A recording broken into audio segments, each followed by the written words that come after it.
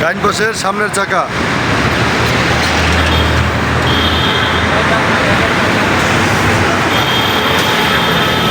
ডাইন পাশের পিছনের চাকা,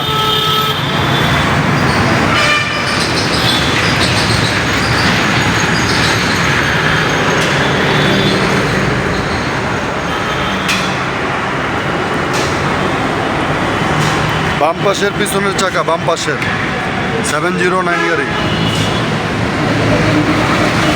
রাস্তার ভিতরে গাড়ি চাপানো স্যার, এই জন্য ভালো করে ভিডিওটা দিতে পারতাছি না, বুঝছেন। বাম পাশের সামনের চাকা, রিজার্ভ চাকা নাই, আর একটা রিজার্ভ চাকা দিতে হবে।